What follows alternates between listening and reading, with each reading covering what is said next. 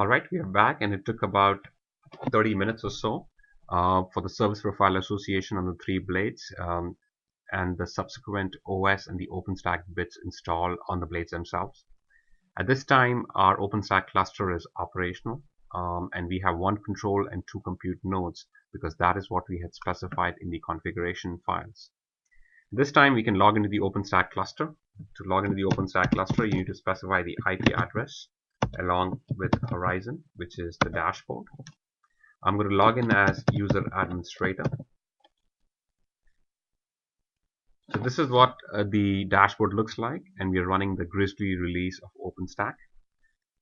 At this point, we'll be creating our first instance or VM.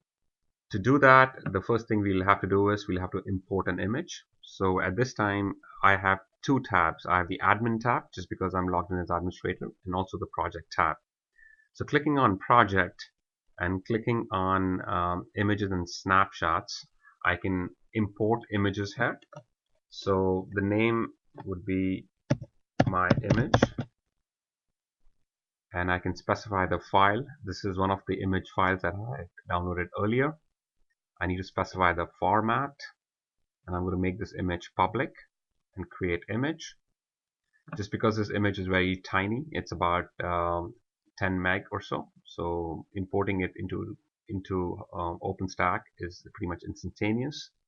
The next step is creation of networks. So click on the networks tab, create network, call it the first network as internal. The subnet name is going to be internal again.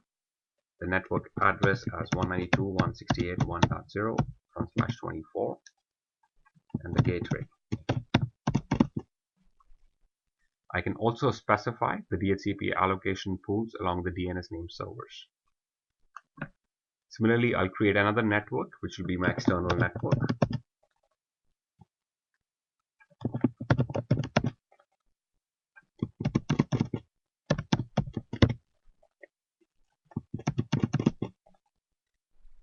Click on create here. Now at this time, I'll go to instances, launch an instance.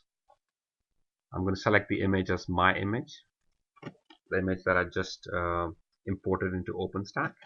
I'm going to call this as my first VM, and I'm going to specify the flavor as tiny. For the tiny flavor, the VM which will be created will have 1 vCPU with RAM as 512 meg.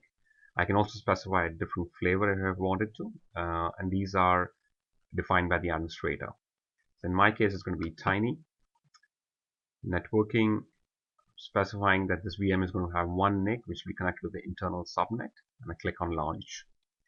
At this time, the VM is built, and the VM subsequently is spawned. If I was to go to network topology, I'll see that I have two subnets, the internal and the external subnet that I created, and my first VM is connected to the internal network. If I want to route to the external network, I can also create a router. So if I was to click on routers, create router, call this router 1, create router, and over here I can add interfaces. So it'll have one leg on the internal network, and it'll have one leg on the external network. And if I was to come to network topology now, what you can see is that my router is now connected to both the external and internal network, and I can specify my gateway so that the first VM goes externally through this.